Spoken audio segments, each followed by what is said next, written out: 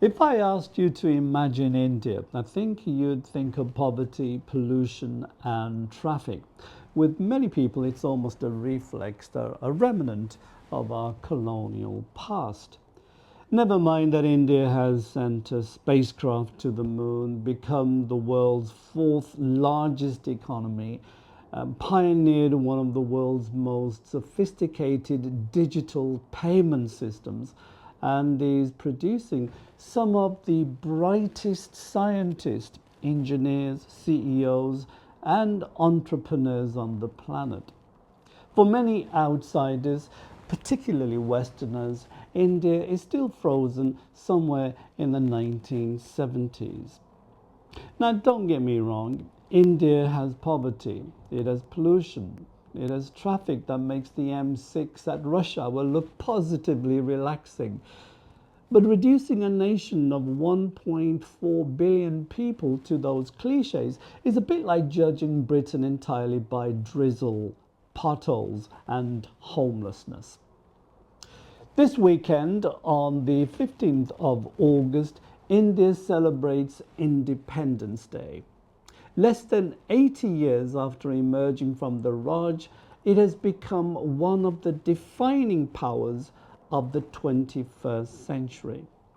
That is one of the greatest national transformations in modern history. As someone brought up in Britain to parents who came here in the late 1950s, I've spent my life between two cultures. But growing up, I also absorbed the idea that civilization somehow began in Greece, popped over to Rome, and then sailed to Britain on a ferry called the Renaissance. India rarely got a mention, not even as a footnote, despite being home to one of the world's oldest continuous civilization. Earlier this year, I traveled to India on a business trip, which coincided with the conference on artificial intelligence in Delhi. Now, what struck me wasn't simply the technology and the progress that people have made, it was the confidence. Here was a country embracing innovation without feeling the need to apologize for its history or culture. That confidence has survived centuries of invasions, empires, and colonial rule.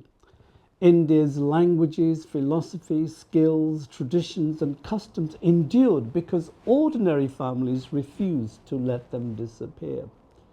It also explains India's respect for learning. Long before Oxford or Cambridge existed, Nalanda University welcomed scholars from across Asia. Learning was part and parcel of life, so was spirituality. For example, the Sanskrit word vidya means more than education. It speaks of wisdom, character, and the lifelong pursuit of knowledge of physical and metaphysical worlds. Sometimes I wonder whether we've lost a little of that in Britain, where education is increasingly measured by grades, certificates, and salaries rather than real wisdom. There's another irony. Cultural appropriation has caught on. Yoga is everywhere. Meditation has become mindfulness. Ancient Indian ideas have become multi-billion-dollar industries, often without much acknowledgement of where they came from. Now, cultural exchange is wonderful, but cultural amnesia is less admirable. Outsiders, including famous fashion brands like Prada, Ralph Lauren, and Louis Vuitton, need to give credit where credit is due. It's only fair. None of this means India is beyond criticism. Of course not. As I said, it has inequality, pollution, crime, etc. Democracy, after all, is a shared human habit of imperfection, a work in progress. And let's not forget, Britain has its own problems too. Issues regarding cost of living crisis, border controls and the need to balance individual freedom on the one hand and national security on the other are ongoing political concerns. We don't enjoy being judged solely by our worst headlines. Neither should India. So we should be careful about double standards. India's problems are often treated as civilizational flaws, while Western problems are described as challenges or complex issues. Our concerns somehow become world problems, but India's concerns are their problems, something for them to sort out. I believe India has done remarkably well in the short time of its independence.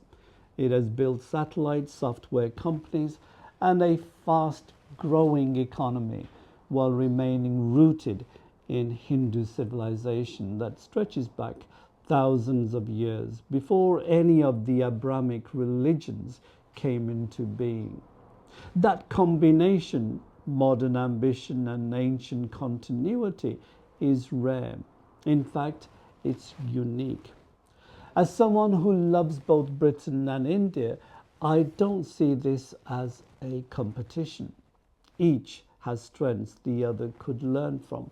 Perhaps that's the real lesson. Most of all, we need to remember that modernity doesn't require a country to abandon its civilization or cultural identity. India has shown it can compete in the modern world while remaining rooted in ancient traditions and customs. So, this Independence Day, instead of asking what India could learn from the West, perhaps we should ask a different set of questions. What has the West forgotten that India still remembers? How is it that after centuries of invasions, India has managed to preserve its religious traditions, respect for learning, and cultural identity? And perhaps, just as importantly, are we still seeing this vast, complex country through a colonial lens and defining it by an outdated bunch of cliches? Ladies and gentlemen, thank you very much for watching this video. If you've enjoyed it, please like and subscribe, and I'll see you again soon.